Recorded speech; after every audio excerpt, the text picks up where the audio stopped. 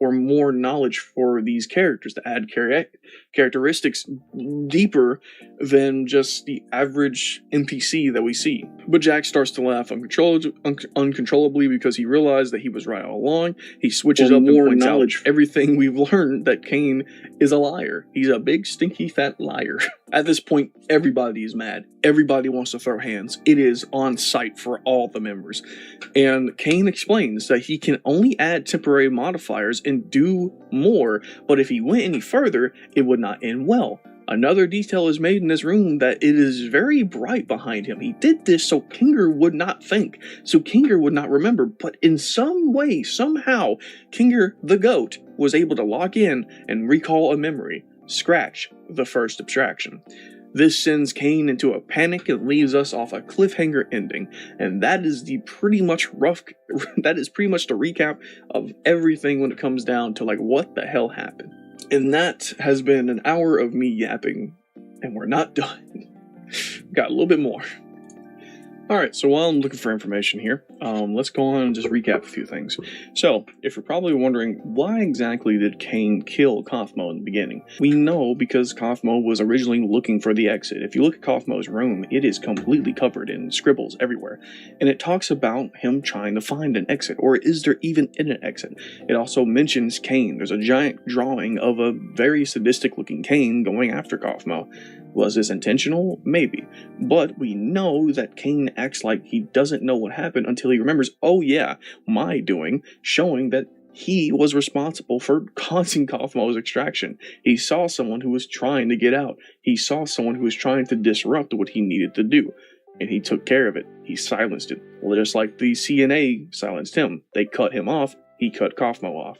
And this was to prevent panic from the other groups. And they all tried finding an exit at one time, but they accept there was no exit until Pomni returned talking about an exit. And we learned from Kinger that she sounded very similar to Kaufmo when he went crazy talking about an exit. And ever since she stopped talking about that exit has not appeared. So I have a feeling in the next few episodes it will appear again. Another thing we can talk about is the constant reoccurrence of the number 57. It's in Jax's room. It is mentioned with the ghost woman. We see it mentioned with Cain. We see that it's in the glue glorb. I forgot what they're actually called, but it's in the cave. There's 57 everywhere in this show. And it's even found in a Roman numeral on one of the books as 57. So this 57 is going to have a huge role. And we know that in the fast food episode, there's the number 57 on the hot dog. Where have we seen a hot dog before? We've seen it, and I shit you not, we've seen it on Abel's little trinket. And the only thing we heard about a dog is the character Scratch, what is theorized to be Scratch, the character that's scratched out on the door that looks like a dog. And it's the only thing we can go off of. So it seems like 57 has to be a big key point of this show. There is something here that is teasing that number everywhere you go in this show. So that leaves one more question. Where do we go from here? Well, I personally think that the show is going to start off with the next episode doing a recap episode, going past before Pomni's arrival to the circus. We're going to learn about Scratch. We're going to meet Ribbit. We might even see Kaufmo for the first time. And I feel like it's going to spend the majority of that episode building up what happened, where the final to last episode is going to give us the aftermath of episode 7 and the breaking point of everything that happens there. And if they don't do it like that, they might do it half and half in the next episode and then go forward with the climax. We have a long time until any of that comes out. So if you enjoyed this video, please leave a like and comment and subscribe. Tell me your thoughts on what's going to happen because I'm very excited for the future. And hey, if you want more like this, I would like to do a review of Welcome to Derry. And if you guys are blessing me enough, please leave a like, comment, subscribe, and show us some support here on the channel for these kind of videos. In the meantime, I gotta go. Bye-bye. Pomni X Jax being the most popular ship in the amazing digital circus is the most predictable thing in the world. As if fandom has taught me anything, it's that water is wet and probably a lesbian, the fics are spicy, and there isn't a bad boy we won't try and fix. The Amazing Digital Circus is about people realizing their life has no meaning, and they also happen to be trapped in a video game. Every character we see starts as a joke only for us to realize they have some deep psychological issues at play here that cause them to cope in this specific manner. But it's okay, as through the power of friendship, they're able to find meaning and self-worth in a stagnant existence. And then there's Jax, just choosing to be miserable. She still thinks this is a dream. Why are you looking at me like that? And to make everyone else equally so. But in the corner, still keeping an eye on him despite every harsh thing he just said, there's Pomni, who, when the chips are down, still tried to fight for him and to get him to fight for himself. Their relationship is unique, it's nuanced, it's kind of becoming the central focus of the show. Not that some people need any extra juice, as they've been wanting them to kiss since episode 1. There's so much porn! Now, if I'm being honest, my YouTube channel is kind of a mess. Sometimes I do actual deep analysis, other times it's clearly just for shits and giggles. This is going to be mainly analysis, as I kind of want to dive into Pomni and Jax's relationship and not repeat everything that I've already said so many times. I just want to take a look at who the characters are, how their bond has affected one another, how they both have reacted to realizing that nothing matters, and act accordingly. Not to mention how this all squares up with the idea that, okay, Gooseworks definitely said that there's going to be no romance in this show, but she's also a compulsive liar, and we're definitely going to be getting a graphic Gangle-Zooble sex scene. So let's just take everything that's said by the creator of a show with a grain of salt and not freak the fuck out over it. Okay, let's dive into the story of how you can lead a horse to water, but you can't make it work on itself. For those of you who got here via autoplay or poor decisions, let me quickly explain the Amazing Digital Circus. It's Sword Art Online, and if you don't know what that is, congrats. Ignorance is bliss, you lucky bitch. But people are trapped in a video game, there's no hope of escape, not even death's an option, just like hookups. They just have abstraction. A phenomena when someone hits their mental breaking point and turns into a raging data monster. It may be colorful and oversaturated, but this circus is a prison and their new life. Whatever sadistic freak designed this place should pat themselves on the back, as it may have been an accident, but for those trapped here, this game is tailor-made to break people's sanity, forcing people to confront an existence where growth and change is non-existent. The mental stress creates a ticking clock where it's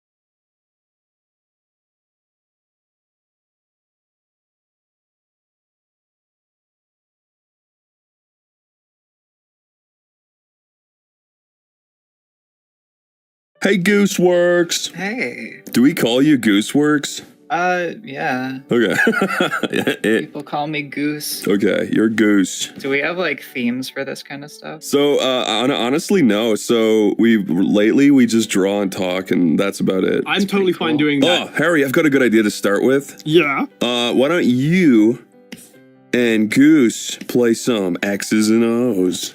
I'll do that with Goose. I'll draw the judge over here. He's like looking over. You go first, Gooseworks. All right. There's a meta to this, and I don't know it.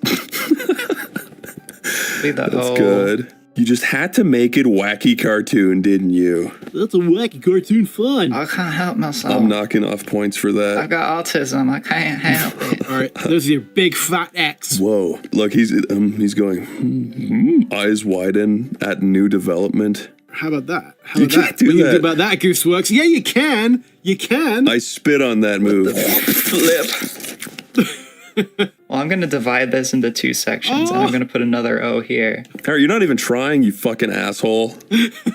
I saw a pigeon that was stunned on the side of the road today, and it broke my heart. I couldn't do anything. I couldn't pick it up, take it home. Just had to leave it. I think maybe it flew into a window. I just had to stomp it a few times and leave. No, I didn't even do It that. was stunned like somebody was tasing. I think it flew into a window, and that occasionally birds will do that. They'll fly into a window and bump, and they're just done for the next 3 hours. I think I'm just going to draw a big O and win the game, and that means that... Whoa, I won. I'm the O's. Whoa, they did win. I drew them. Well done. Harry, I drew the pigeon you saw. looked a little better than that. Looked a little healthier. But I'm a fan of you, Gooseworks, and it's an honor to be here in your presence, in your company, digitally. What the fuck? I'm a fan of you. What the fuck? We're all fans of each other? I'm not a fan of Chris. No, I mean, you know what, Harry? I'm not a fan of you either. You always say fucked up mean shit. I'm drawing you now for that. That's you sitting atop your ivory tower in England. That's me. I'm going to draw the ivory tower, okay? Yeah. So, Gooseworks, ever since you went super viral, mega viral, and you became the king and queen of Netflix all at the same time, and also the duke and the baron of Netflix, have you moved into an ivory tower? Do you live somewhere nicer, or are you in the same old place you used to be? I do live somewhere nicer. Well, the thing is, I lived in like a really, really, really shitty neighborhood, like the hood, as they call it. No, the first day we moved into that house, somebody broke into my car, like on the actual first night. That sucks. That's called welcome. And then another time, somebody crashed into, like, the thing is, we're at like a dead end, so, and my car was parked in the driveway, and somebody still like backed all the way through the dead end and up the driveway and crashed into my car and then drove away. That's horrible. It was a bad place. There were like actual shootings every week, so I'm glad I moved into a nicer place. I bought a house finally. You want to hear 2 cool things about Burbank? No, I want 3 and a half. Go for it. Okay, I'll try 3, but the 2 I definitely know are this week there was an ass sniffer caught in the Barnes & Nobles who went viral in Burbank. He was going up to ladies' rear ends and sniffing their asses in the store.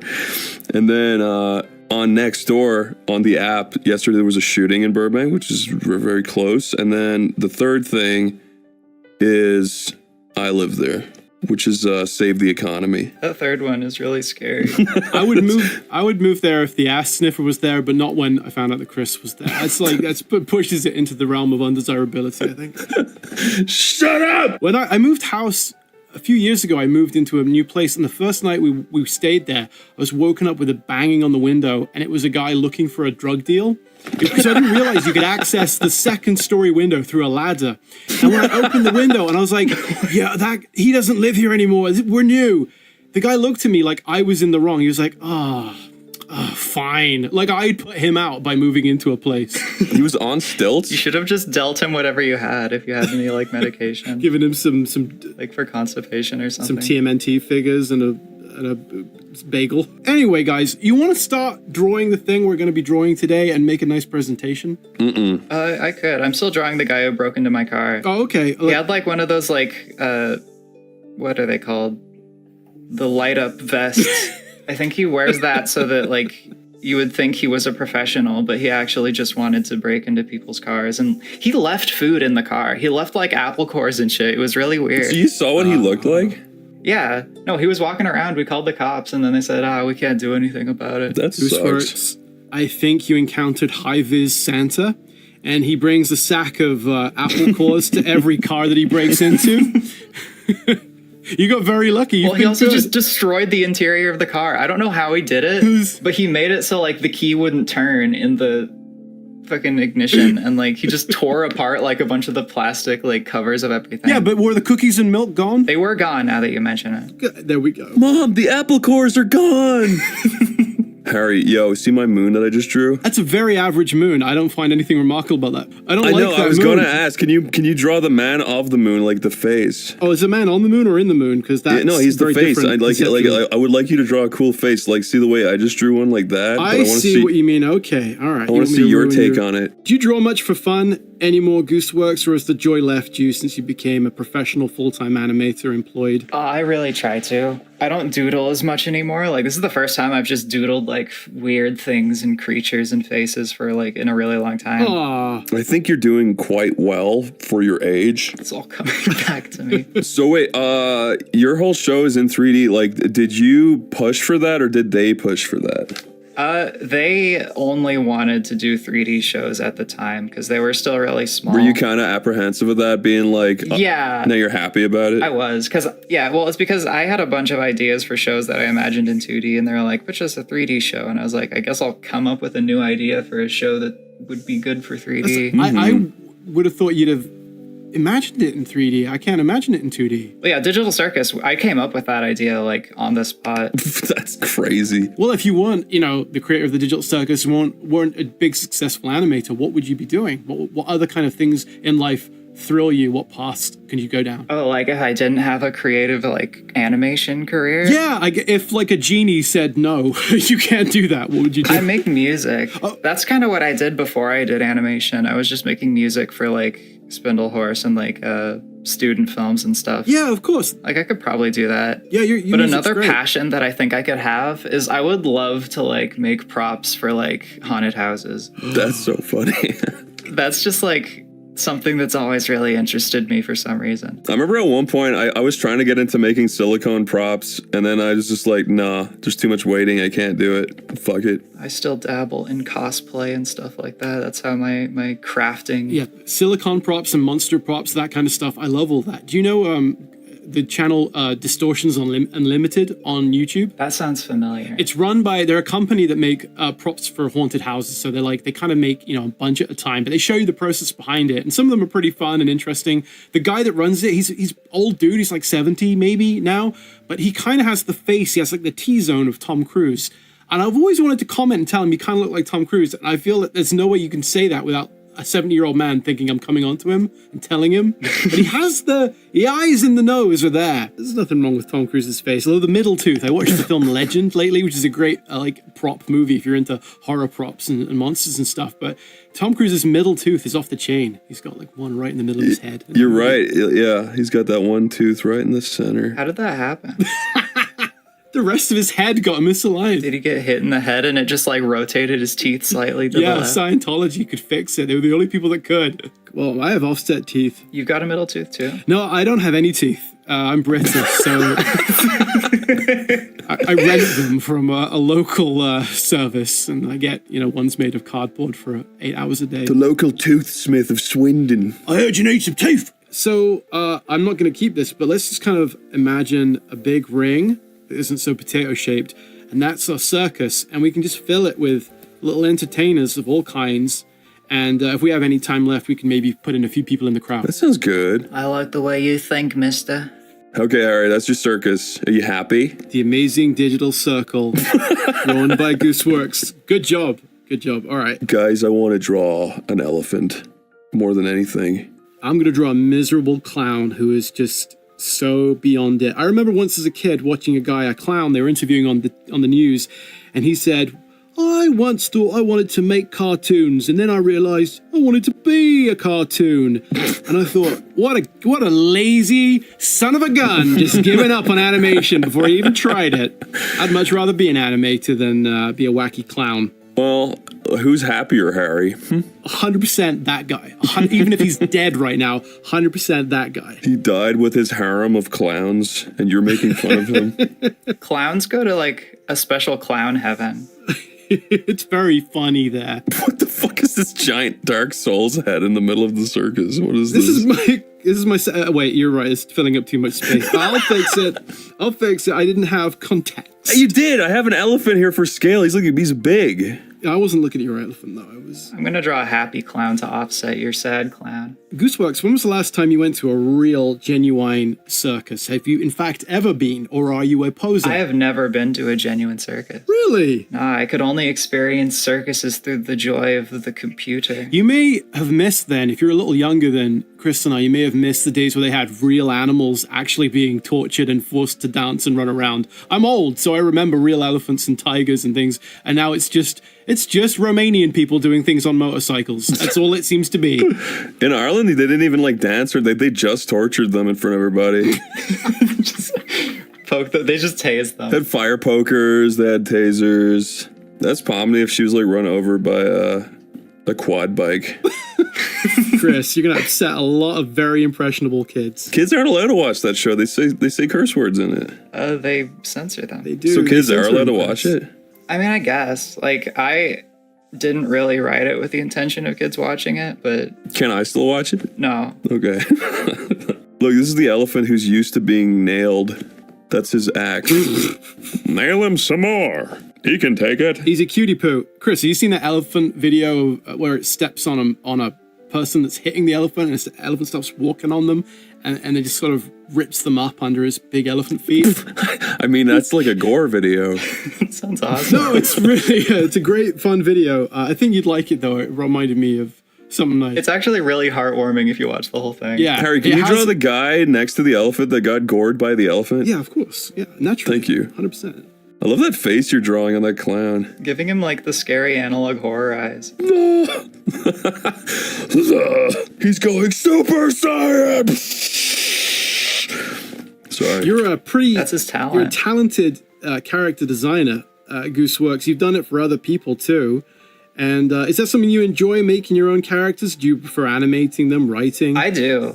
I love making characters. I also prefer writing characters. I just like making weird little people and trying to make them believable. I still really like that one thing you did, Little Runmo. That was a banger. Oh yeah, thank you. And you did the music for that too, right? Yeah. It was very good. Was that your first big breakthrough, mega viral thing, Little Runmo? That was like my first cartoon. Wow. Like that was actually a cartoon because I animated a bunch of like motion graphics for my music and stuff, but I just decided to make a cartoon one day and it took 2 years to finish. Wow. Do you play an instrument? I play bass guitar, but that's really it. I can kind of play piano, but not like well. That's how I feel. I can play it good enough. I can play it good enough where people who don't play it go, wow, you're really good. But if people do play it, they go, he's kind of shit. Just play your music in the musical instrument in the company of idiots. People Yeah, that don't know exactly. music, you can show off, and they go like, "I love it when it goes diddly do," and they were impressed by that. But a real musician, I just crumble. Harry, you're actually really talented on the guitar. That proves my point. You are though. I remember you made that. There's songs you sent me on MSN in like 2009 that are still in my head, like the winner. Remember that one? I do remember that one. That's all been lost with age. Like you lose when it comes to guitar, you kind of lose the finger calluses you get from playing, and now I just have finger calluses licking. on my face and eyes and body everywhere else except the guitar playing hand. That's actually that was one of the reasons I never wanted to get good at guitars. Is like I don't like having calluses right on my finger. It's kind of gross. You like having a soft little virgin pure body. Have you ever seen a picture of Chris Gooseworks? Because he looks like a little porcelain dolly with big curly hair and a big summer hat. I'm like the interview of the vampire child. Yes, yeah, you do.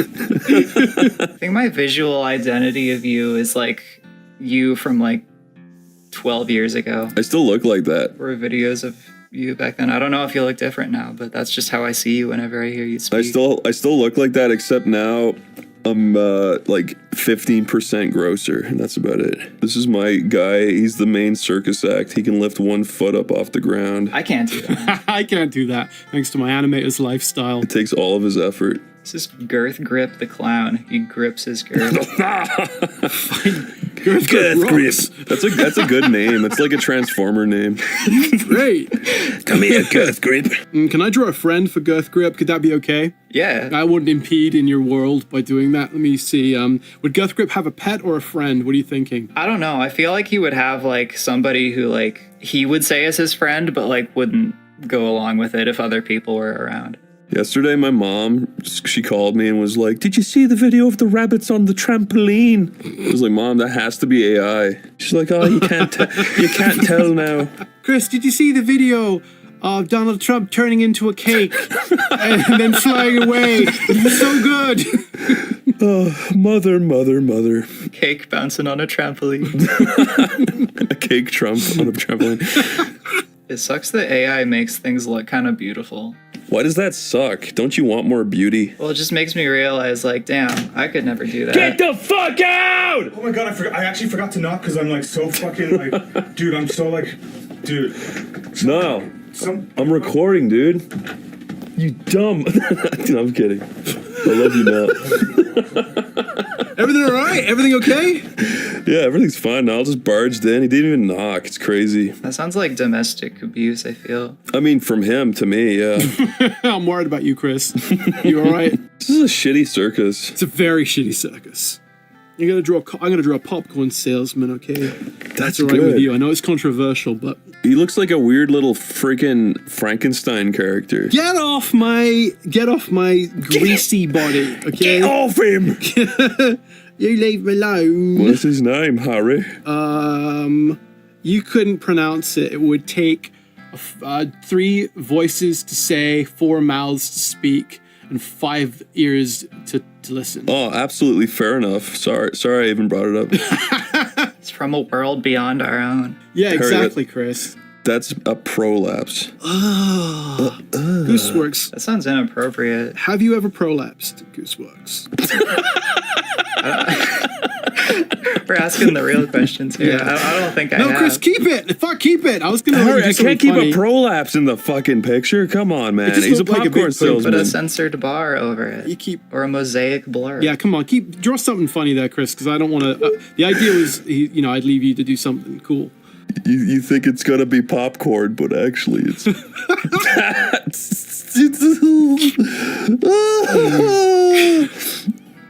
That's good, right? Oh, we've reached that point. Can Can you drop VH? There's children in the audience. This circus fucking sucks. Can you do VHS? Can you drop VHS tapes in there? Yeah, I can, man. I can do that for you. I like the idea of porn being referred to as cock porn.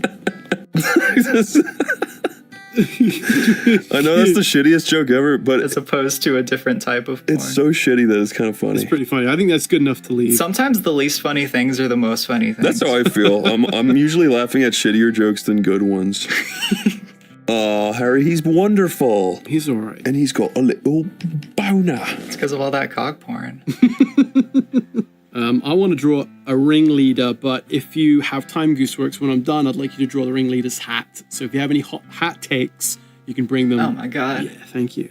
I fixed your drawing. I shaded his nostril. I hope you don't I think mind. that he's really into the man crate, so he's got the mustache wax and the all that cool stuff, man. He's a really cool guy. Manscaped, you can see his little treasure trail is pretty shaved down. Have they cured baldness yet? Nope.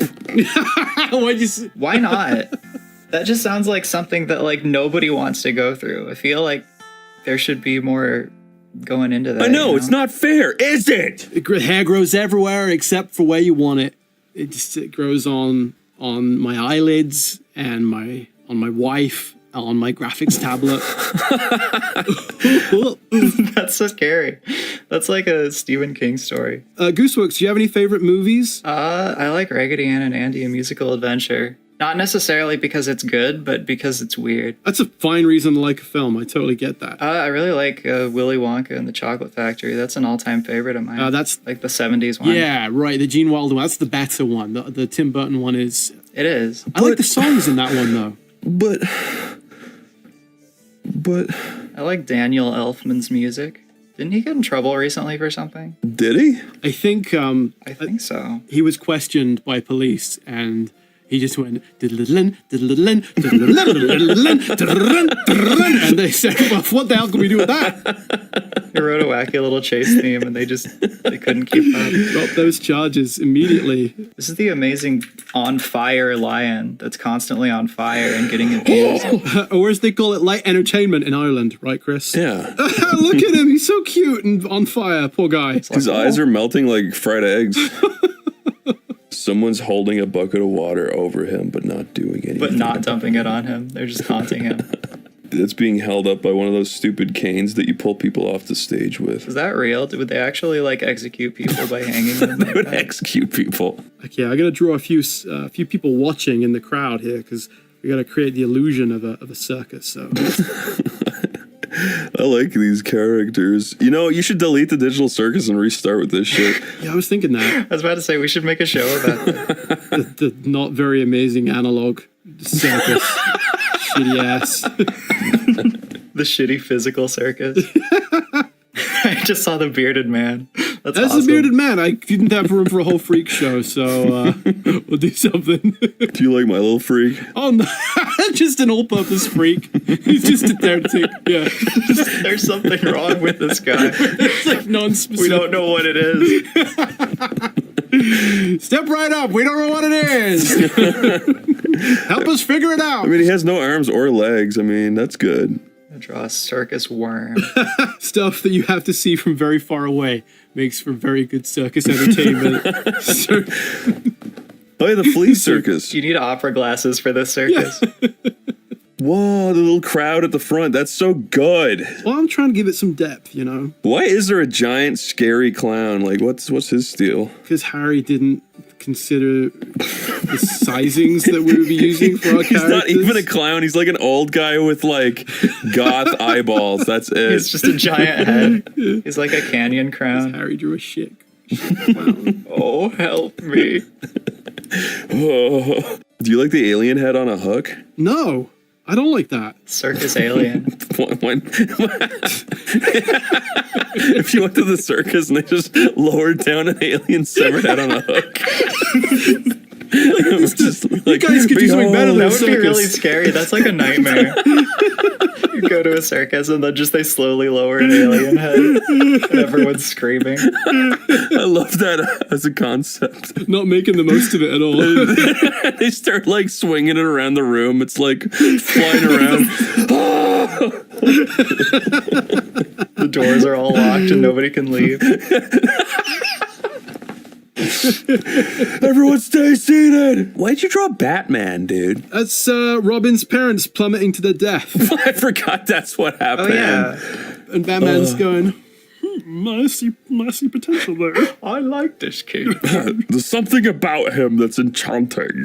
Harry, what, you got cum on your mouth? Yeah, I'm covered in cum. It's cum time. Wow, the real Harry Partridge. I'm sorry, I'm sitting next to you, Gooseworks, and you're like, wow, this guy is cum soaked. Hammers a nail in your head.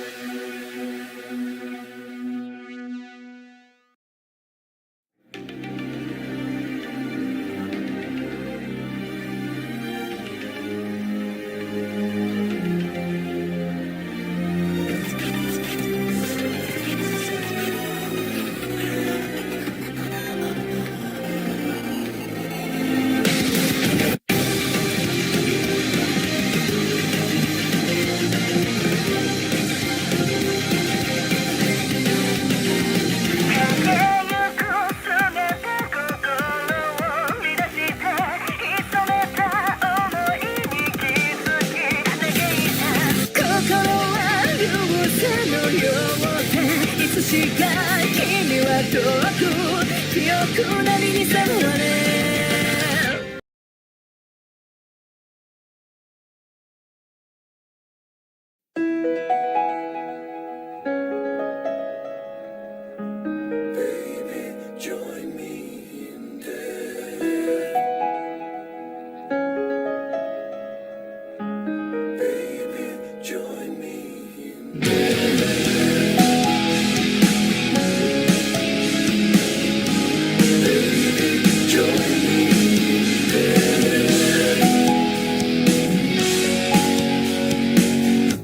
We are so young, our lives have just begun, but already we are considering escape from this world, and we've waited for so long for this moment to come. We're so anxious to be together, together.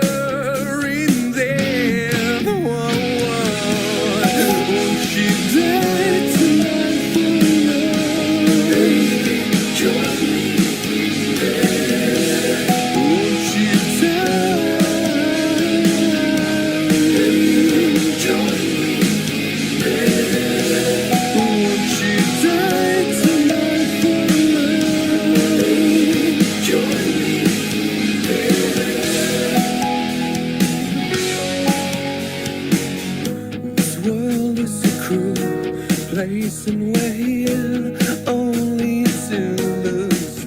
So before life tears us apart, let's death bless me with you. Oh, oh. Will you die tonight for love? Join me there. So when you die, join me.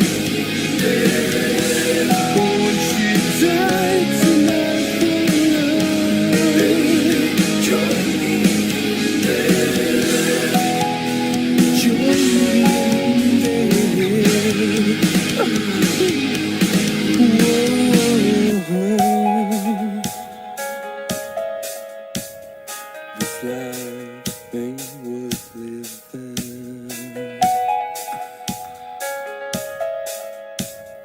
This life, it ain't worth living. Join me. This life, it ain't worth join me. This life ain't worth living. Won't you die tonight for love? Join me. So you die, join me. Oh, you die tonight for love. Join me. Baby, join me in there.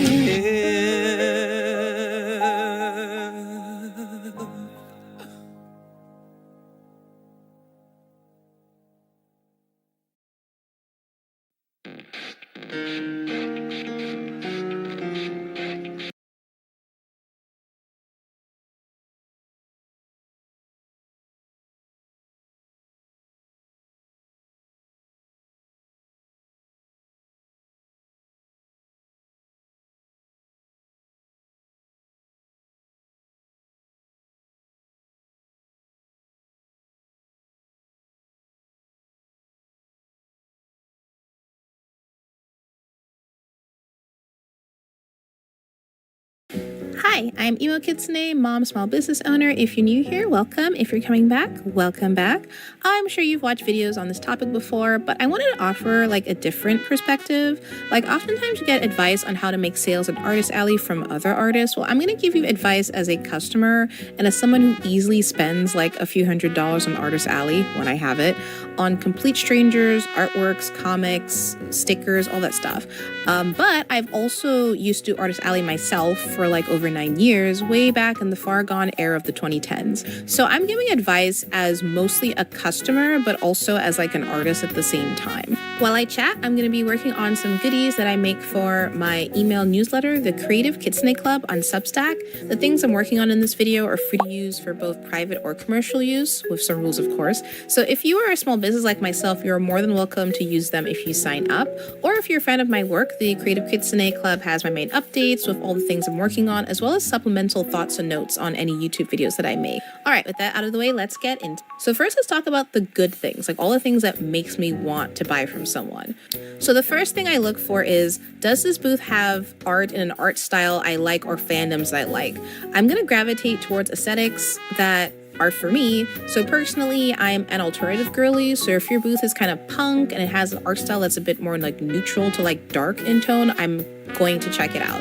My favorite fandoms I almost always buy stuff from are things that are more niche. So I like Rune Factory, Harvest Moon, Persona, Splatoon, Princess Tutu on occasion I see once in a while. Now I will say, if you do make niche fandom stuff, don't feel like you have to make a ton of product for them because they're not going to sell well, let's be honest. But for people like me, I will immediately like buy it. The next thing I look for is, did the artist make eye contact and say hello? So even if an artist has like social anxiety or is kind of shy, I really appreciate just some kind of acknowledgement when I walk over to their table, even if it's just a nod or a hand wave.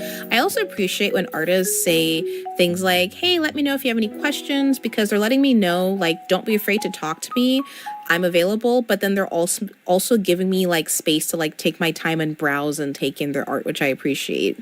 I also love when artists excitedly talk about their art when I ask them, of course. So I love talking to artists who prioritize talking about their artwork itself instead of like prices of things. So I like asking, so again, this is just me probably, but I love asking about their original characters or their comics, if they're selling comics, or their inspirations for their art. Like I like hearing when artists are very excited and happy to like talk about their artwork. It makes me want to buy it. So something else that I really love is when I chat with an artist about something else besides the convention or besides their booth, and we're kind of like make connection that way. So I love fangirling about fan art that they made, and we have a conversation about that show or that game. I love talking about the art progress as a fellow artist. Like if they'd humor me, I ask them like, hey, what art program do you use? And they're like very open and transparent about their process. I also love if someone points out something that I'm wearing and they can follow up with something like that's more genuine besides like, hey, that looks cool. Like I love like a genuine human connection. On that note, I'm not super big on the, hey, I like that thing you're wearing. Come over here. I made a sticker key charm related to this thing. Like it usually turns me off because it feels very inauthentic and salesy. But I'm talking about the good things. But I decided to just sneak that in there right there because that's like a little bit of like my pet peeve there. Unless the artist follows up with something that genuinely expresses their excitement about the certain like thing that I'm wearing, you know, and they can like talk about it besides like trying to get me to buy something related at their shop. I am very chatty, so I appreciate when artists are very polite and they're just like, oh, excuse me one moment, and they have to turn their attention to someone else and they're not like completely like glossing over me. I also really appreciate when artists at Artist Alley have a wide selection of products with different prices to fit my budget. Unfortunately, these days, because of the economy, I'm pretty just, my wallet's just not doing so great right now. So my budget is like really mixy, like stickers or key charms or small prints, like anything that's like $15 or less. And judging by a lot of artists' vlogs, it looks like stickers at the time writing this are very popular, like low price item. If I spend more, it's usually on something like very like special, like a comic that the artist did or something that I'm not going to get like anywhere else from any other table. I do love buying fan comics and original stuff, but I understand that I'm one of those rare customers that does like collecting things like that. And so those are the list of things that I like and what I'm looking for. The booth has to have things that I'm already interested in. I love when the artists make eye contact and they say hello, but they still give me space to browse. I love when they're excited. I love when the conversation is about their artwork or the fandom fandoms they're talking about, not just like selling. And I love when there's a wide selection of products that I can figure out, okay, like I am already committed to spending like under $20. What does this artist have under $20? So that's really, really helpful. So those were the things I like. So now let's talk about the things that are my pet peeves. Well, this first one isn't quite a pet peeve because this is no fault of the artist, but it's if they're just not selling anything that I'm interested in. Like if I see tons of like Genshin Impact fandom stuff, or if the booth is too cutesy, I'm sorry. I know so many of you guys do like cutesy kochcore stuff. That's the opposite of my aesthetic. I kind of am that customer that does the polite, like I'm walking by your table and I look over your stuff and I'm like, yeah, that's cool. I love the art. And then I'm just moving on, right? Or Baldur's Gate's pretty popular, or really fantasy stuff. I used to be big into fantasy, but not anymore. So if I see a table that's mostly selling fantasy or D&D related stuff, I also kind of gloss over that table. Again, this is no fault of the artist itself, but just letting you guys know that there's just some customers that they're just not going to be about what you are selling, and that's okay. That's okay. I still love the art. The only exception to this, I will say there is one exception, because this happens very rarely, because there are some artists I have met that are able to thread that very fine like line there. But if that person is extra friendly and they stop and have a genuine conversation from me, I will find something at their table to buy, because I'm not interested in D&D, but I know somebody who does. I have friends that do, and I'm like, you know what? I'll pick up something for a friend because this artist was like super cool and super chill. And I would have skipped their table otherwise, but if I've been made to have a really like pleasant experience that wasn't like too forced and just very genuine, I will find something to buy from a table. My second pet peeve is like artists that are distracted and seemingly disinterested. I'm gonna sound like a boomer here, but like, or a millennial, like, because I'm really a millennial.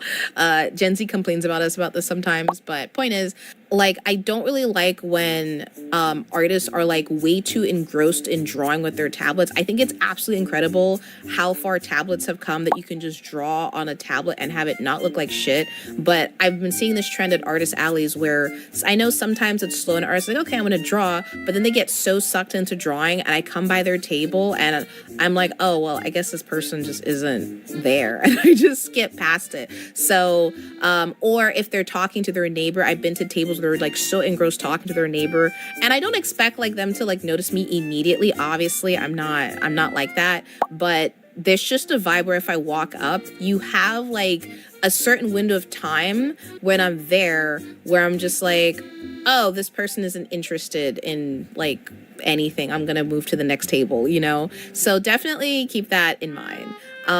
My other pet peeve is I hate when vendors bombard me with prices. I understand that convention tables are expensive, but I check out immediately if an artist bombards me with the pricing of their items, because what it does, it tells me that the artist isn't actually interested in the art they made. They're just there to make money and leave. And as someone who loves collecting art, what's important to me isn't just the piece of art itself, unless it's fan art, depends. But most times it's because of the connection that I make with the artist, because I want to have this piece of artwork hang up and be reminded that, oh, I met this really cool person and they were just so warm and I just love this art piece. Like, you know, part of you is with your art. And for me personally, I completely check out if an artist is like, oh, this is this price, or they'll see me looking at like a sticker and they're like, stickers are $3, postcards are $5. Well, I'm not 5 now. That was like decades ago before inflation. That's, you know, like I think postcards are mostly averaging at like 15 now.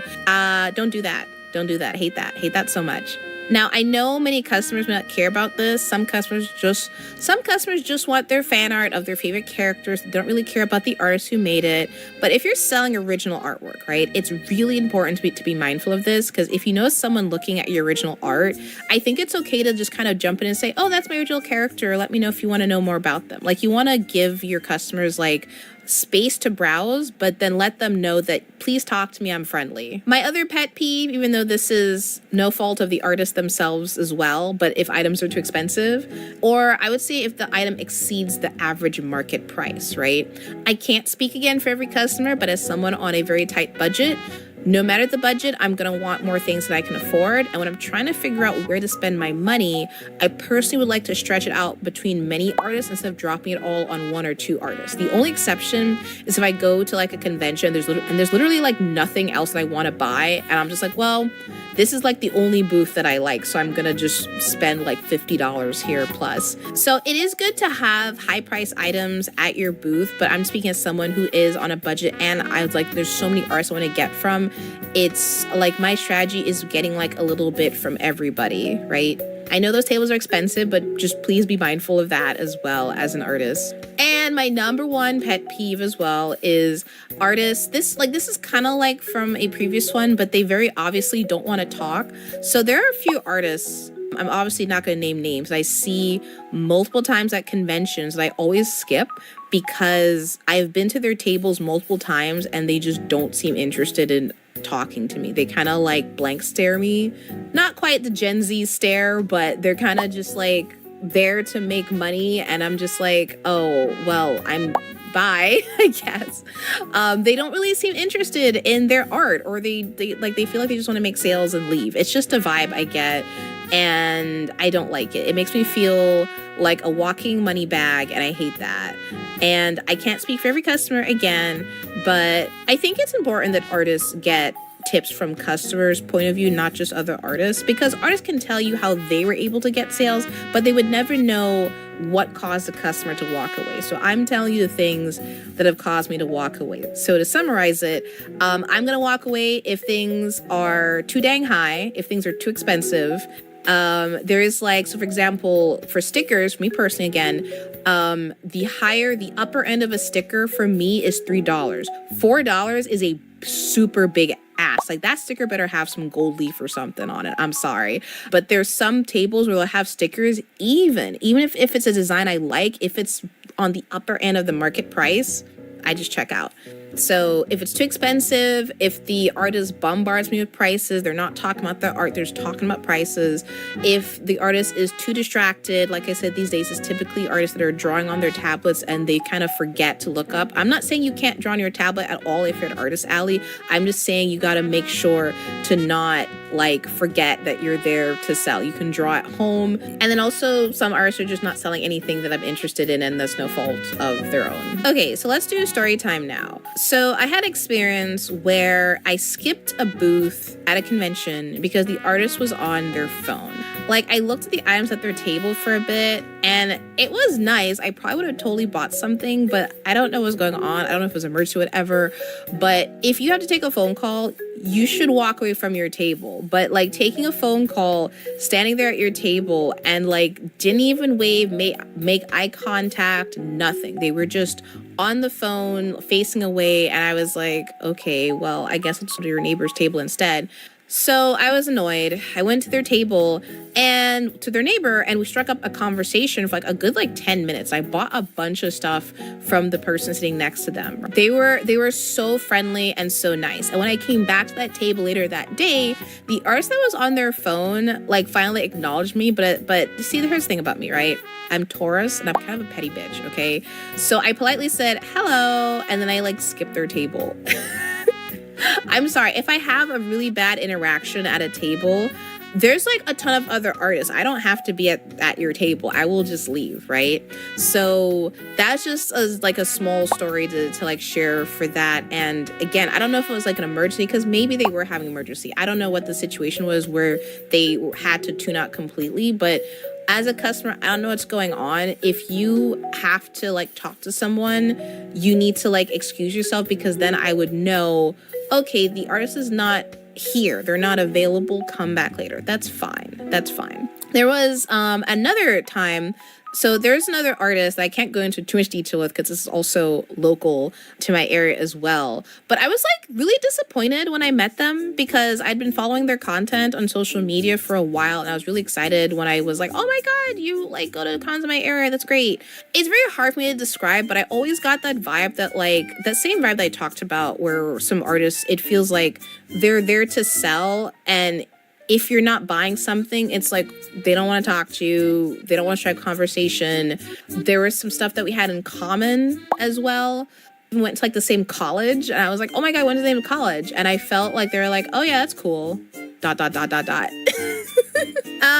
you know what? It's fine. Whatever. But I've gone to their table like multiple times and multiple different conventions. So for me personally, I will go to someone's table not multiple times in the same weekend, but at different events if I see them. And if I keep getting the same kind of like, almost like a stonewalled vibe, then I'll just like not buy their stuff. Like I'll just skip their table. Like I'll see their table and I'll be like, oh yeah, I tried talking to that artist. Here's the thing, like I said, for me, when I buy art because I want to feel the connection of the artist through the artwork. I know that feels very sappy and weird, but that's what it is. And I'm not just buying an artwork because it looks pretty. I know maybe a lot of people do, maybe I'm an outlier, but if I just bought an artwork that because it looks pretty, then your art's just this consumable, disposable thing. And the art that I buy, it's not disposable, right? Like it's not something I just have on my wall because it's pretty. I want to have art because the artist was also just such an amazing, like warm person, and I want their artwork in my house, you know? And yeah, I have not bought stuff from them since. There's a whole list of things I wanted to support them and buy all the things, and I'm just like, well, there's a lot of artists I can spend my money on, and it's like, well, I don't want to spend money on an artist that like maybe it feels like, you know, it's just whatever. So this is just me personally, but I always end up buying often from artists who may not, I would say, to be honestly, not like the highest skilled artists at the artist table, or if they're popular, because I buy art because the art speaks to me or the artist is very friendly, and they both kind of go hand in hand, right? Like most time artists who make a ton of sales don't need to put much effort into getting to know their customers because they know they're like whatever they're selling is just that good. People can't resist buying it. They're just there to sell as a vendor, not as an artist. This is going to sound pretentious, but it's like, I feel like artists should act differently from vendors who are like reselling mass-produced stuff. Like you're selling your art. Like you're not selling like something you bought from a manufacturer overseas. You know, like you're not selling like anime figures or just stuff like this is your art. Hello?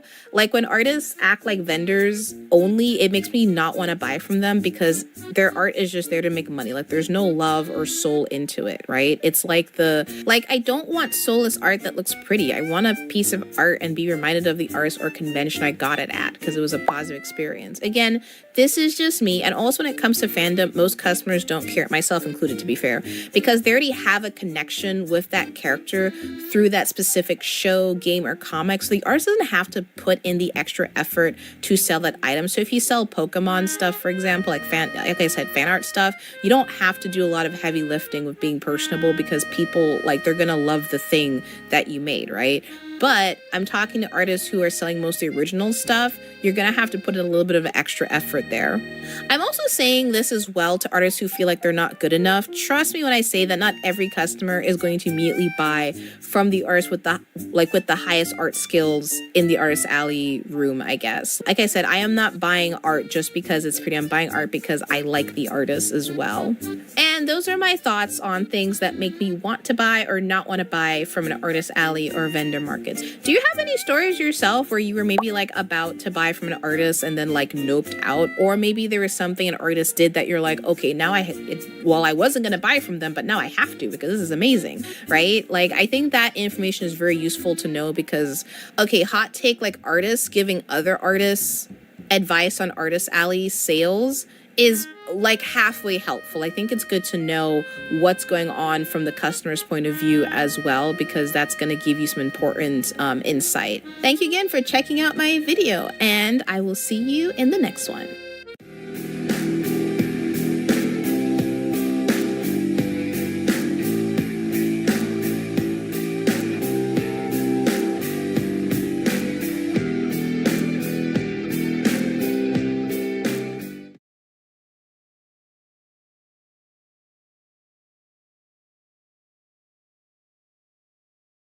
Hi, I'm Emo Kitsune, mom and small business owner. If you're new here,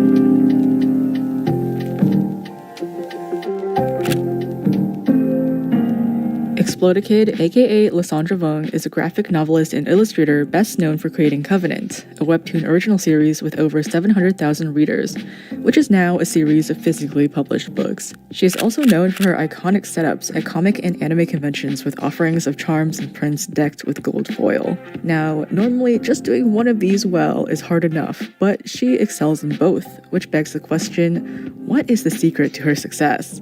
What are the mindsets and daily routines that allow you to creatively and financially thrive? Luckily, she agreed to film a day in the life with me, so you better get ready, Lysandra, because there is nothing more I love than being a nosy little rat. Now let's go wake her up.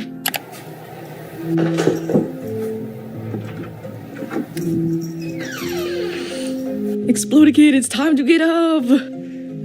It's time to rise and grind. Where are we going? Going to the bathroom. What do you do in the bathroom? Getting ready. Oh, okay.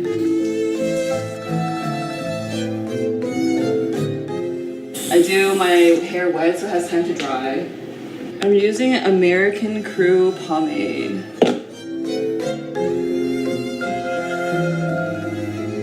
Where are we going? We're gonna go make espresso because I have a caffeine addiction. We're gonna drink water first and take my fiber. How much fiber is this? It's only 2 grams. It says serving size is 5 capsules, and you need to take, well, I take it like multiple times a day, because the #1 rising cancer is stomach cancer, and the #1 cause of stomach cancer is no fiber. Who is this? This is Jinx, my evil creature.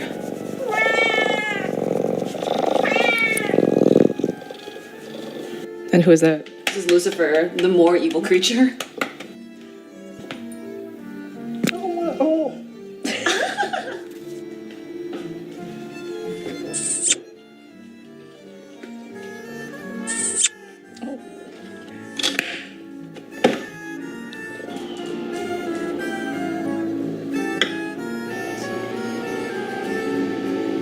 You think all artists should own a cat? I think all artists should own a cat, even if they're allergic. They can overcome it. Are you allergic to cats? I am allergic to cats, but through the strength of microdosing my cats to myself, I've been able to overcome it. Other than doing your hair, brushing your teeth, and drinking coffee, and smacking your cat's butt, is there anything else that's crucial to your morning routine? Probably a good 30-minute social media scroll just to awaken my senses to how devastating the world is. Do you have a lot of art on your TikTok, or do you not consume art as an artist? I hate art TikTok, and I hate Instagram Reels. I like to consume my art only as pictures, and even though I participate in the trends of making video content, I just feel like it still gives me the ick. I think the difference is when it's process about the art or genuine information about the art, I really enjoy it because it's still centering the skill at the end of the day. But when the art feels like the video is the purpose, but the art is just a vessel for the video. So if they weren't making video, I know that art piece wouldn't exist, and that I feel is a little bit disingenuous. A lot of people make art that it's just for the video, and it's not something that I can tell that they enjoy making. It's just that they're good at video content, and I respect that as an art. It's just not for me. I get it. Yeah.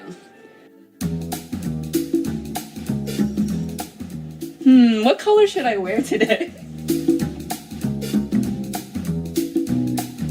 How do you choose your outfit every day? I have 3 uniforms that I go through just to make my life easier, and it's some variation of a baggy pant and also baggy shirt. So it's really easy, but it's just I'm very particular about the silhouette. So it's it's hard to find exactly what I like, but once I like it, I will wear the same uniform multiple times a week. Are you particular about your furniture or no? I always spend months researching the exact piece of furniture that I want to buy, and then it has to be has to fit my Pinterest board, and then I have to also model it out in SketchUp, the SketchUp layout I have of my interior design to see if it fits, and then I have to sit on it, and then I'll get it. Do you use SketchUp for like everything? I use SketchUp for a lot of things, including like designing my convention setup and my background on Webtoon. Does it cost money? Yes, it's expensive. Really? Yeah, there's the free version, but then the expensive version is like several $100s a year.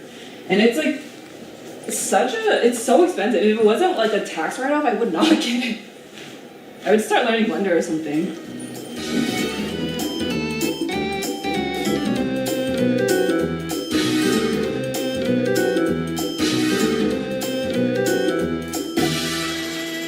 Tell me about LaCroix. I love spicy water. Every time I go to a restaurant, I get sparkling water.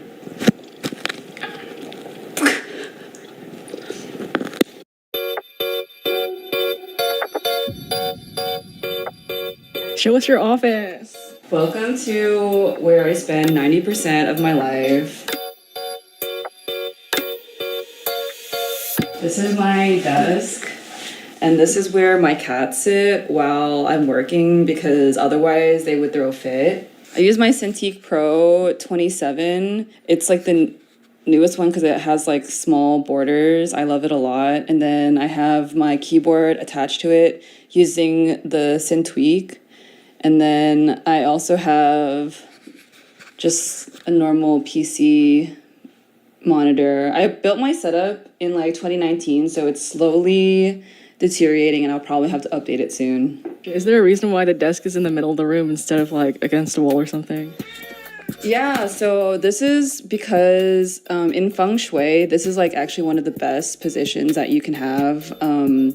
When you're against the wall, it can be limiting to your ideas and what you see around the world. I used to face the window because I thought that was like okay for feng shui, but I realized like my back felt really exposed, which is also a no-no in feng shui. So I figured that this ended up being like the best setup. This is my like published official like art book shelf. And then these are the art books or like self-published art books that artists I admire make. A lot of them are like from Lightbox Expo, or I just purchased them from their own shop. And this is my yaoi shelf. It goes like, this is mostly all, it's like double layered. Oh, yeah. And then these are my own graphic novels that I just store for when I sell them at conventions. And then this is my Neja shrine. And then also my girlfriend. Because she got me these and that. I thought you meant that Alguang was your girlfriend. Oh, my girlfriend is back here. But she got me Alguang. She got me all my Alguangs. And Bakugo. And Bakugo and Zagreus. And Killing Stalking. And VJ Alex. This is the thing that's gonna get you canceled. I know, I'm gonna get canceled. So I always start my day with the non-art side of things, like things I don't want to do. So I always start with like emails and administrative stuff, and like it bores me so badly that I need to do something else, and that's usually walking. So I'll pull my treadmill and then walk in place while I do all my administrative work. How do you plan what to do? Vibes. So, Vibes! I'm just like, what do I know is due the soonest? And I'll just work on that. I don't know. I used to be really into Google Calendar, but then I started forming like a stress or trauma response to it. And now I just don't. I'm just like, okay, well, this, and this are due by the end of the week. But this one's the hardest. So I'm going to save that for last, and I'll just do what's easy. Do you have a to-do list? No, because that stresses me out. Oh my God. Wait, like literally nothing? None? Yeah, I have nothing because it's really like it. I already feel the pressure of knowing that these things are due. So I feel like it's even more pressure to like make it to-do list and then check them off, because what if I don't check them off? But my whole life is on Notion. So you do have an organizational but not structure. daily. I'm a very forward thinker. Like I plan what my year will look like. I don't plan what my day looks like. Okay. Yeah.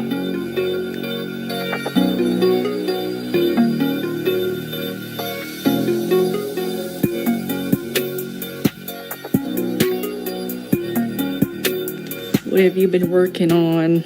I've been working on a script for a YouTube video on why I think Covenant succeeded, since people ask me a lot about that. So stupid. You just started YouTube. How are you approaching your new endeavor?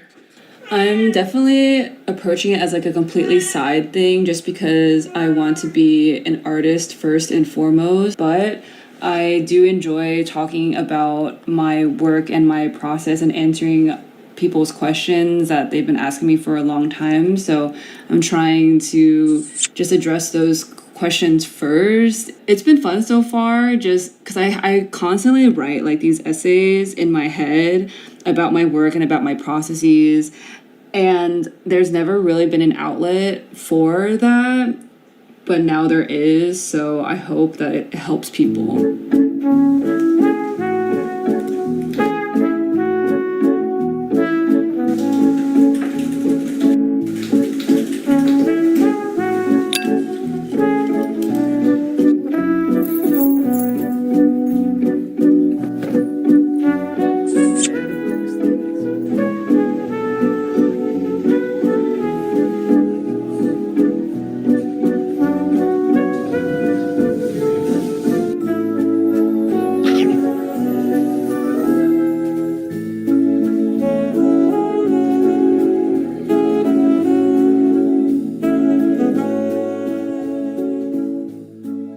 How does it feel?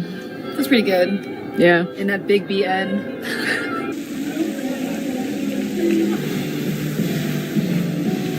So, like, do you try to go out every day, or there's some days or weeks where you just, like, stay home? Most weeks I am like shut in and do not leave the house except for like a mental health walk. But this is like it's like near Lightbox. Everyone's in town, so my schedule is a little bit more relaxed, even though I definitely should be locking in, but you know. Have you always lived in Southern California? Yep, I'm a Southern California born and raised. You do so much traveling. Is there some city or country that you really like or may consider going to after you secured a lot of money? I have always wanted to live in New York just because I love walkable cities, and New York is just so fun, and there's always things happening in New York more so than LA. I also feel like I fit the New York vibe more. Like everyone has told me that when I am around New York, I look like I belong there, and then when I'm in LA, I kind of stick out like a sore thumb. So I would like to try out living in New York.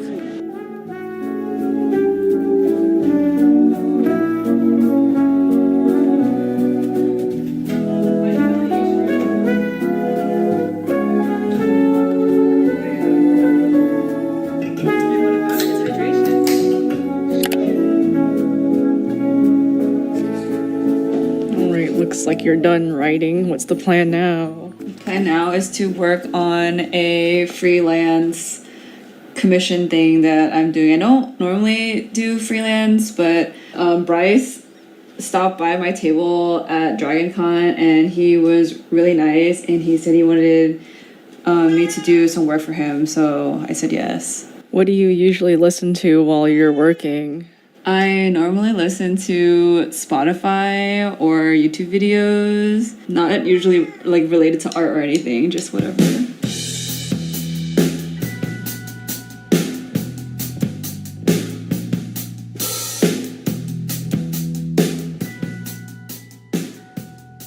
So it appears that you're not really using this keyboard, you're more using this. What is this? I don't know what it's called, but it came with the old Cintiq Pro 24 or 32, and I've just been using it ever since. I have the keyboard here for anything more complicated than like what I have saved here. And you're using Clip Studio Paint? Yeah, I'm using Clip Studio Paint. Is that your preferred program, or you also use like Photoshop? I started on Procreate, but when I started making comics, I realized that Procreate wasn't enough, so then I started using Clip Studio Paint, and I don't know how to use Photoshop. So are these like 3D models that you made in an app or something? Yeah, I use this app on my iPhone called Magic Poser, and then I just like pose the like installed models And then I just like bring them over to my reference file and then just use that to like figure out the lighting. These are my thumbnails. I really didn't know what direction I wanted to go, but I ended up just settling for this one because I feel like it was more dynamic and also showcased the designs of both characters well, instead of like, for instance, like obscuring the mech suit. Yeah, I can see like with like this one, like one of them is back, it's covering the other character. And like her suit is like kind of her whole design, so I didn't want to just like cover it with like another body. I'm snooping on all your layers. Is there ever a time where you merge all of them and just paint over it? Yes, when I have the painting about 75% there, then I will merge everything and then just paint on top. But I like to keep things separated. Like all of my shadows are in this folder, so like I have like the main shadows, but then also like the ambient occlusion shadows on this layer. So I want to keep them separate because I think about them like different, or I think about them separately. No, I've spoken about this before. It will make you die. Told the story of bull lightning before as to everybody in and around you. What would you say are the key skills you need to do what you do? I would say first and foremost is like the technical aspect of the art. I mean, that's one thing, right? Like to be able to draw.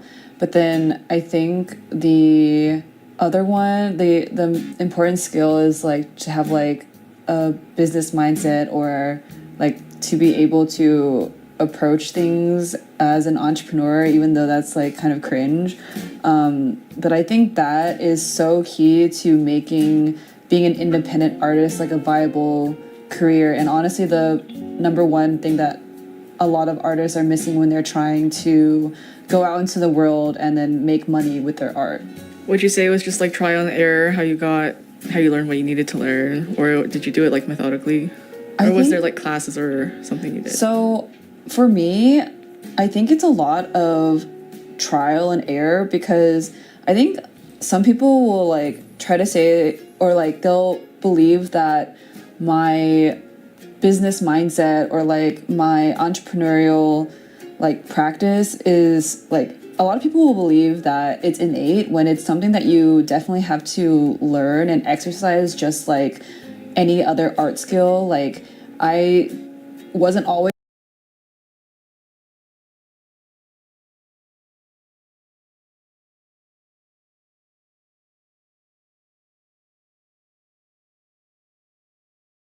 How can such a colorful show hide so much dread?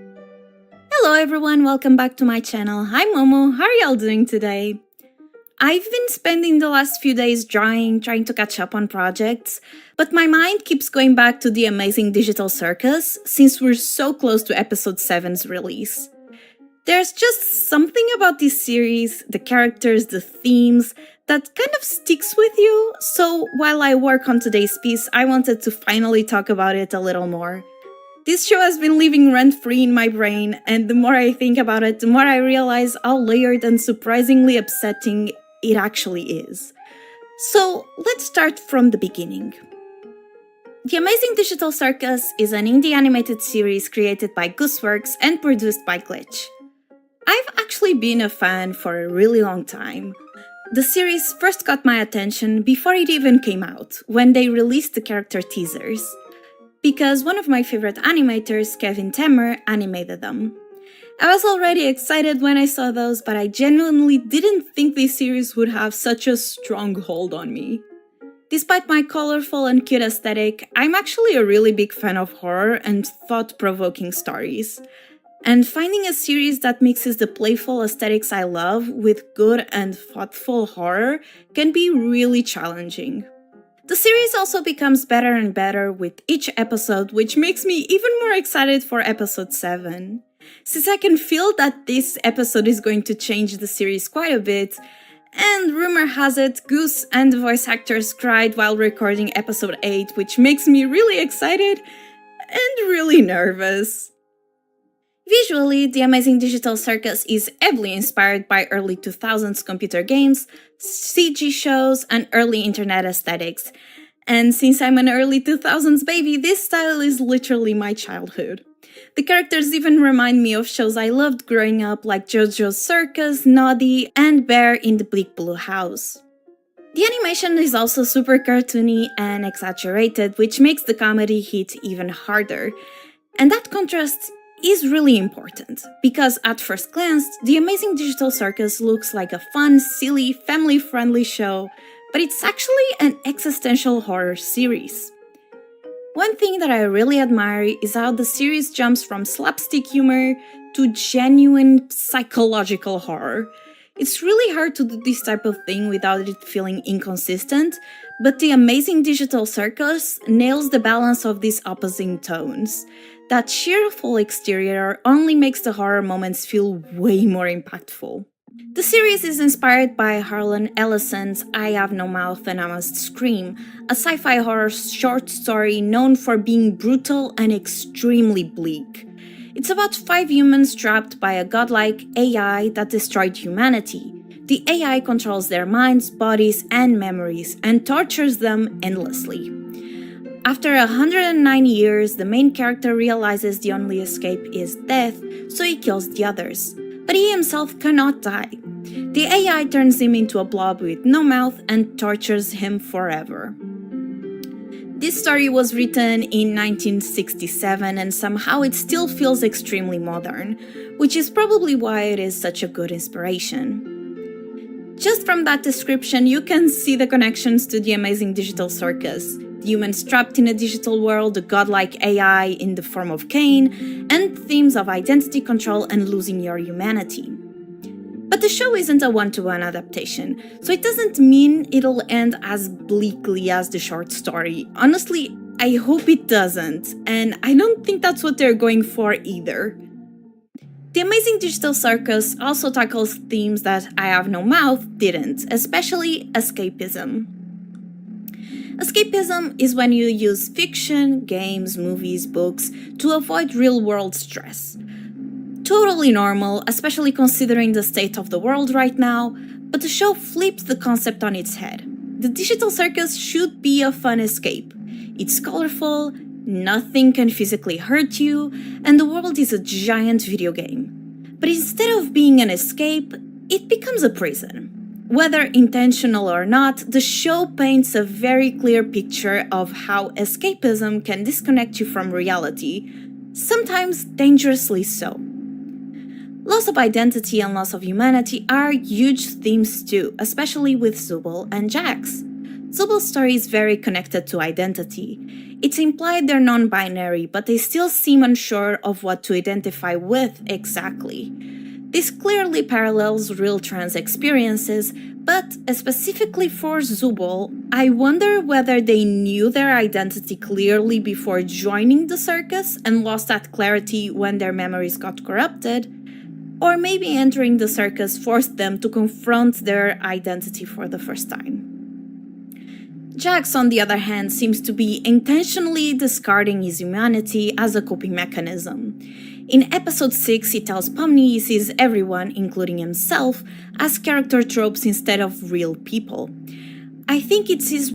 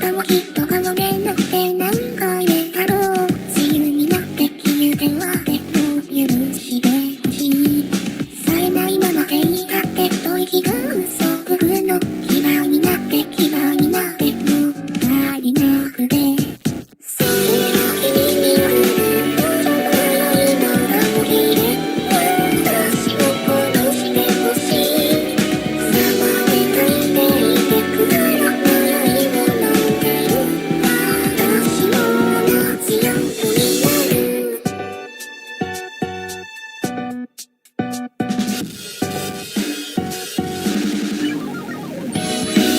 明日もきっと最低で引きされできないの自由になった理由ではもう殺してほしい消えたいなんて言ったって朝日も今日に来るの嫌いになって嫌いになってもうみんなのそれが君に来る笑いの顔で私は殺したないさまで殺せそれ終わりな僕私は何にもなれない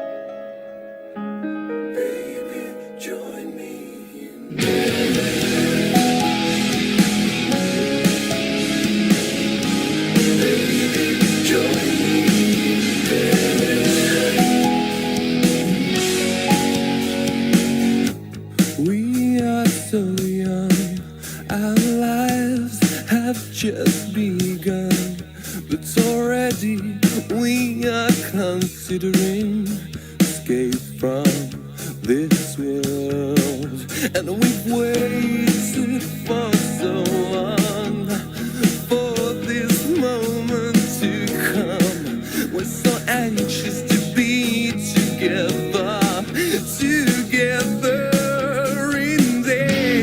Won't you die?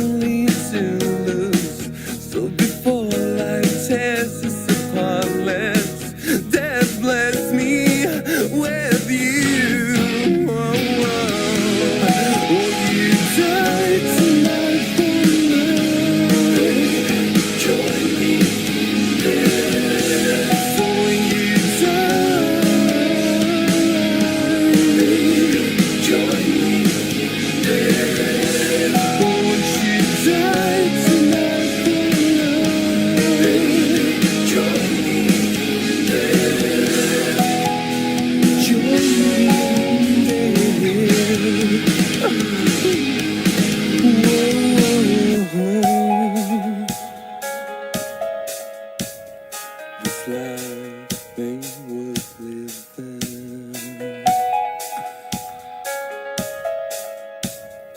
This life, it ain't worth living.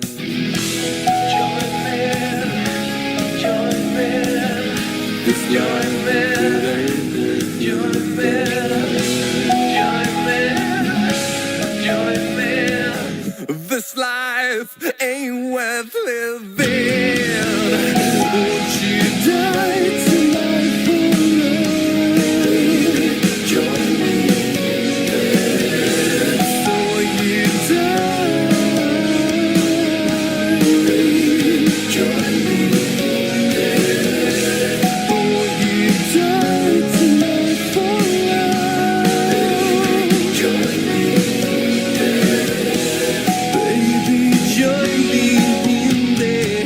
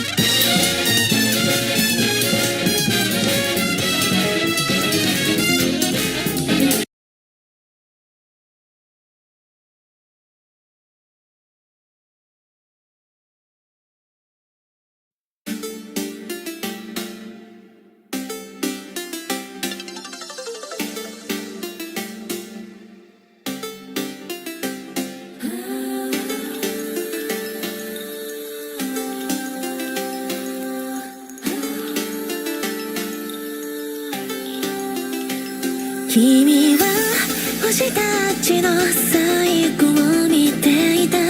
どこに向かうのかわからずに、街も人も言葉も最後の違いもやけにはっきりと感じたから、茜の空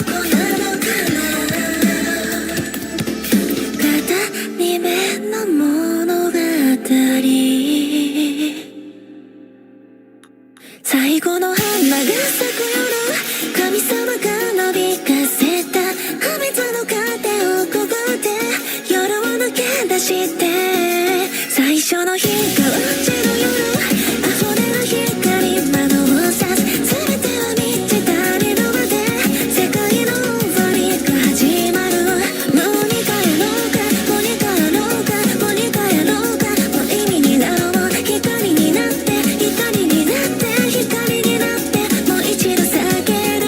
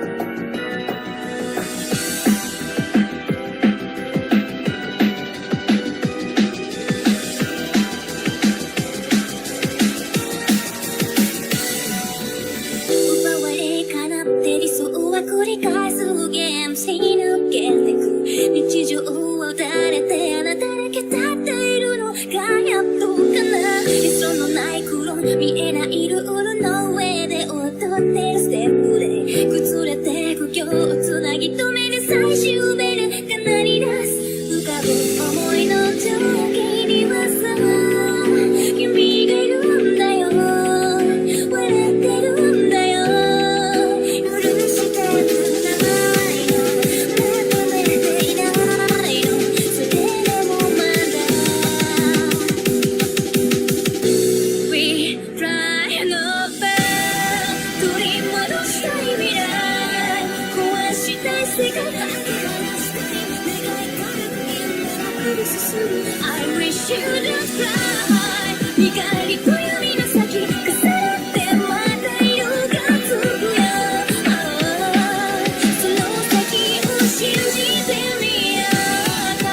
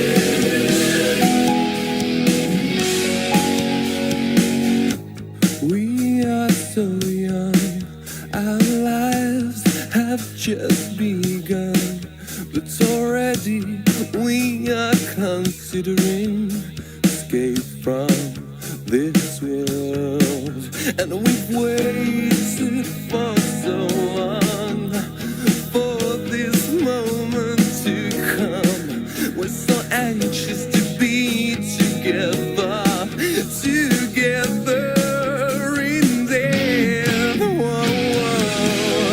Won't you die tonight for love? Baby, join me. Won't you die? Baby, join me. Won't you die tonight for love? Baby, join me.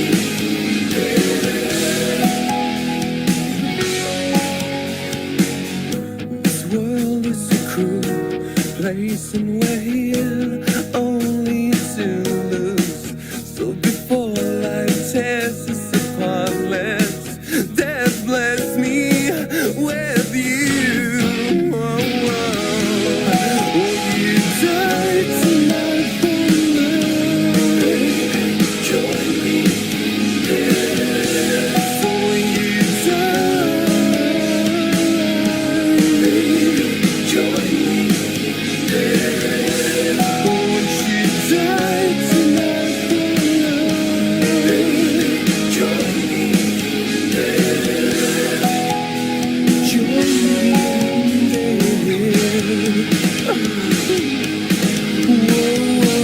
Whoa. This life ain't worth living. This life, it ain't worth living. Join me. This life, it ain't worth Join me. This life ain't worth living. Won't you die tonight for love? Join me. So you die. Join me. Won't you die tonight for love? Join me. Baby, join me in there.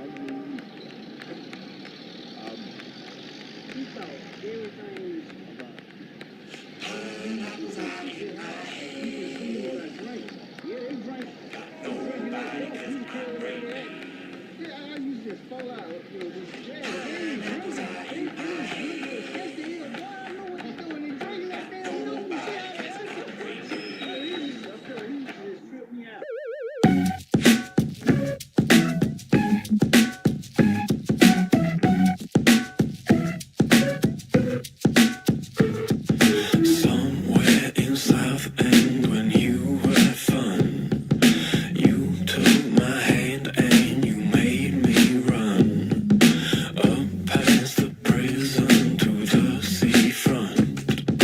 You climbed the cliff edge and took the plunge. Why can't we laugh now like we did then? How come I see you in aching stare?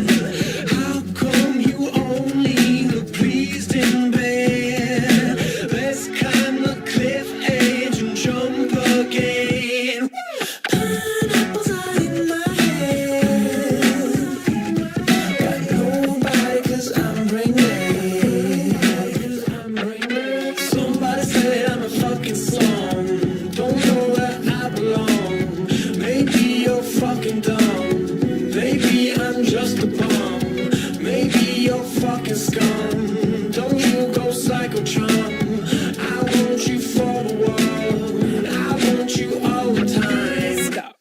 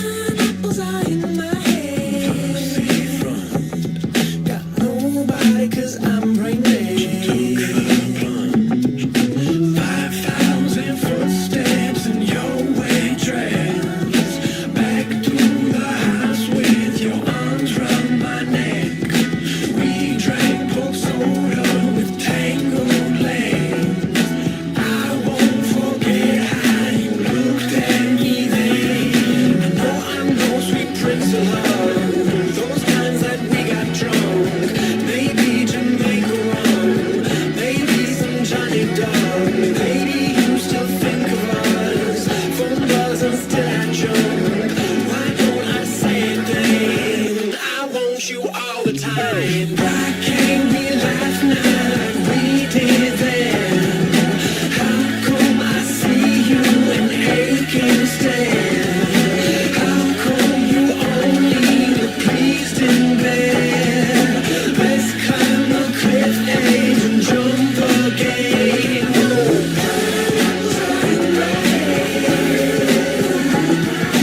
Nobody does I'm drinking.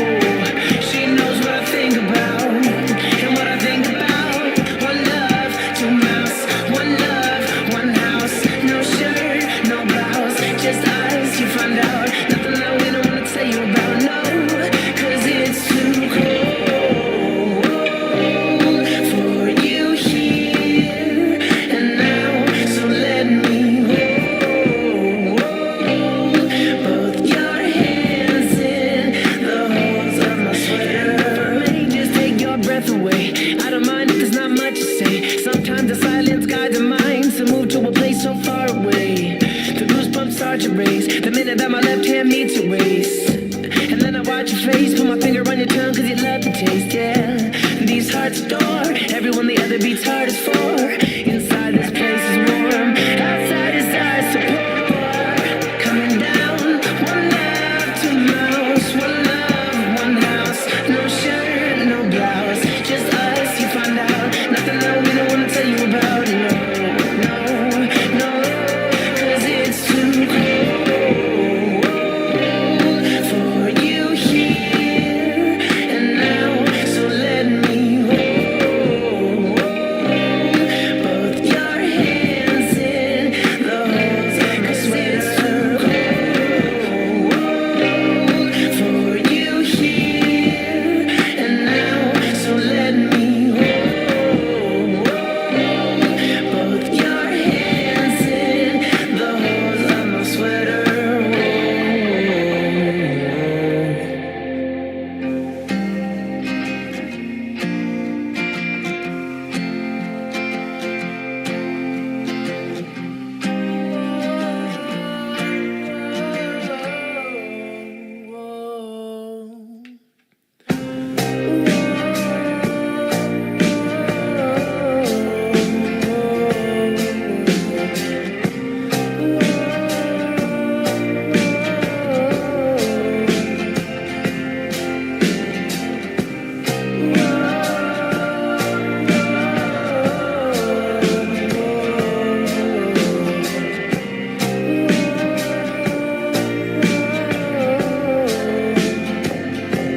Cause it's too cold for you here and now, so let me hold both your hands in the hole.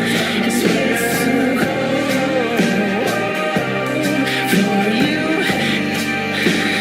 now, let me hold both your hands in the holes of my sweater. It's too cold, it's too cold to handle a sweater.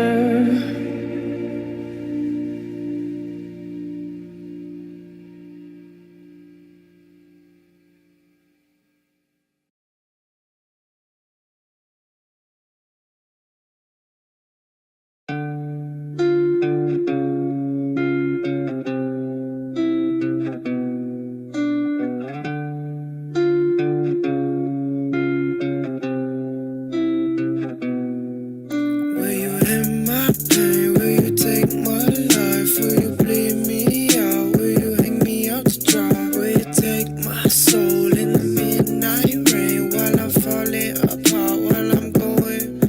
Will you end my pain? Will you take my life? Will you bleed me out? Will you hang me out to dry? Will you take my soul in the midnight rain while I'm falling apart, while I'm going insane?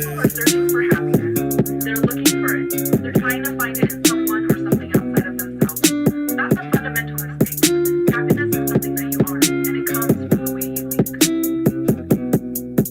Can you break my bones? Will you tear my skin? Can you taste my lust? Can you feel my sin? See, I'm a waste of life. I should just kill myself. Yeah, I could slip my wrist, but it really wouldn't help. Wouldn't fix my issues to change your mind. 'Cause I broke your heart and you buried mine. Now I'm 6 feet deep and I can't breathe. I got dirt in my eyes and blood on my sleeve. But I'll dig my way up through these roots and leaves so I can get some air, so I can finally breathe. And now I'm on my knees, oh baby, begging please, will you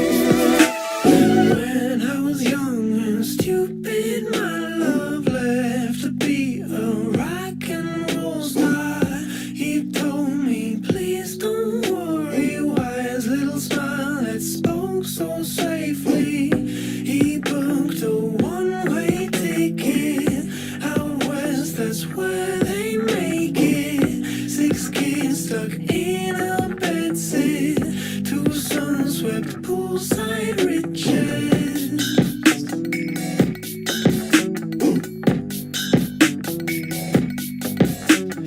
He met a girl who wore Versace, pink feather coats and jumbo jewelry.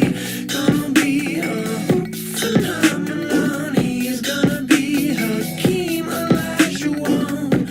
He's got a gold Camaro. He said over the payphone, I try to keep my cool, but my life turns in slow motion. I may be blue, and I wish you could see the wicked truth. Caught up in a rush, it's killing you. Dreaming at the sun you go into. Caught up in a quick we were. Fingers in a fist like you might run. Settle for a gold, time live on you. Super paradise I held on to. Settle for a ghost.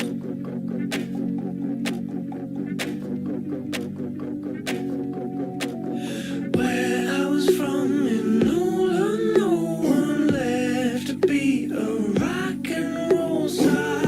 He'd stay and treat his lady, give everything to his new baby. I miss him, don't you blame me.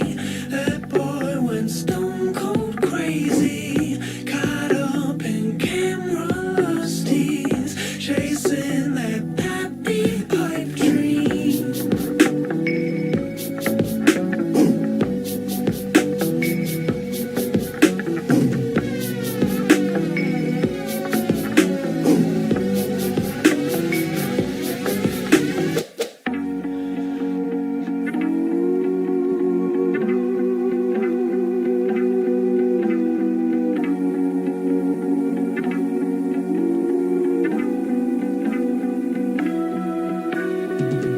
I know you don't, but I know you don't, but I still try. My thunder shook him down. My thunder came and shook him down. That girl is gone, but that girl is gone, but I still try. I think it's over now. The bullet hit, but maybe not. I feel so fucking numb. It hits my head and I feel numb. My body's looking wrong. My body's looking wrong. My body's looking wrong. My baby blue, I wish you could see the wicked truth. Caught up in a rush, it's killing you. Dreaming at the sun you go into. Caught up in a grip when he was. Fingers in a fist like you might run. Settle for a ghost, time live on you. Super paradise I held on to, but I settle for a ghost.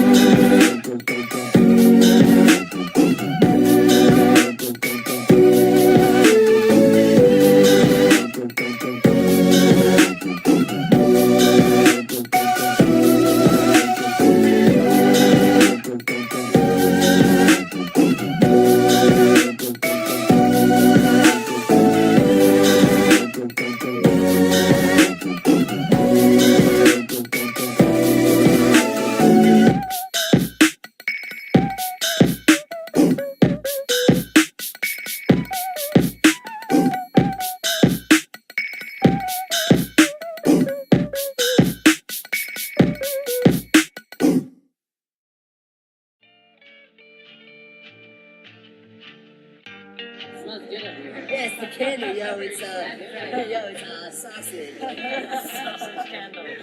Most people don't do it the way I do. Very personal. So like you give them the money in 20s, you know, like whatever. I just like sausage.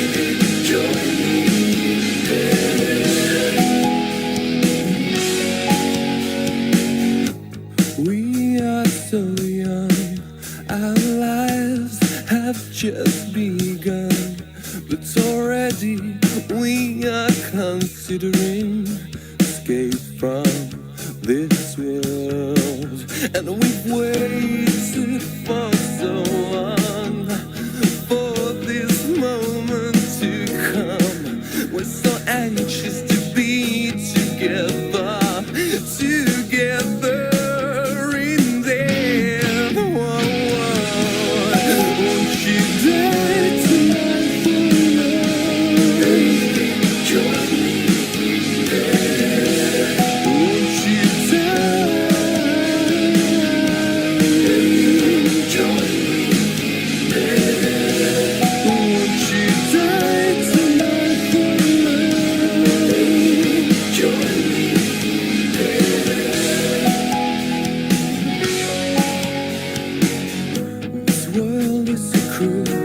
Place and we're here only to lose.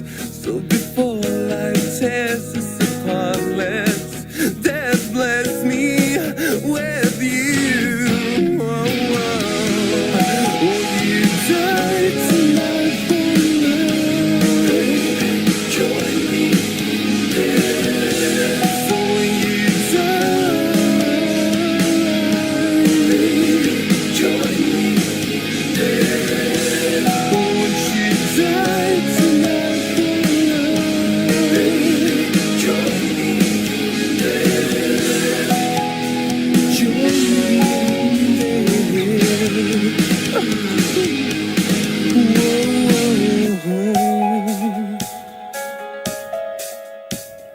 This life ain't worth living.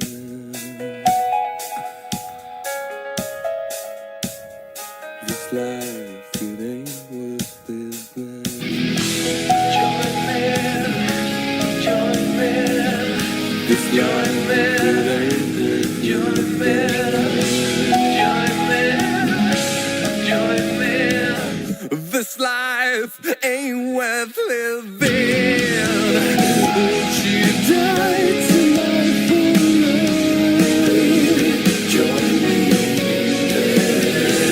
So you die. Join me. Won't you die tonight for love? Join me. Baby, join me in there.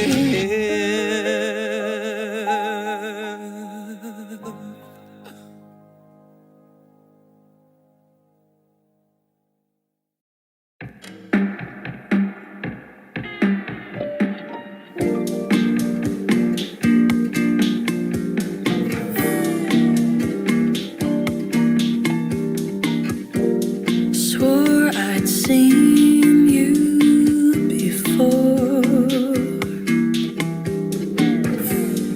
Watched you walk through the door.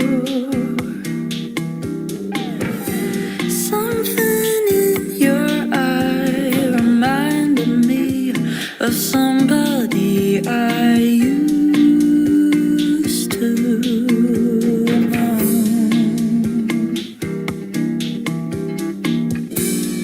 You touch my back, I take your hand. Something from your touch felt shockingly familiar, and I swore I'd seen you before. Oh, I swore I'd seen you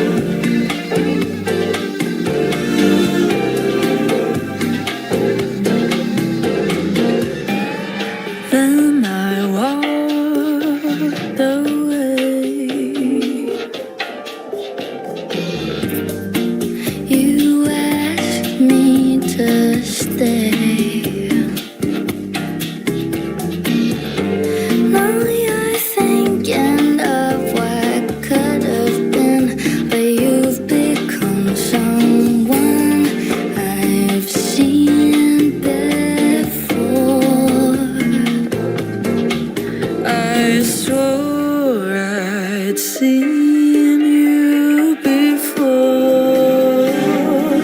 Underneath the sheets, you enchanted me and whispered sweet nothings in my ear.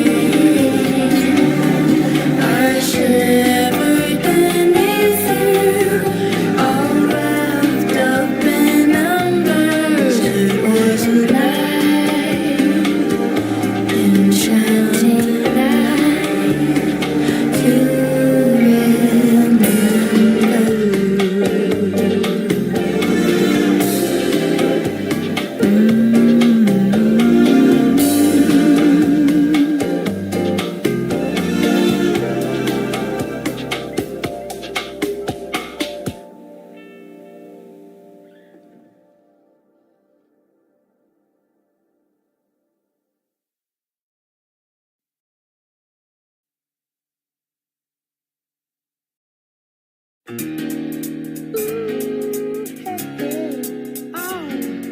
What we're living in, let me tell ya.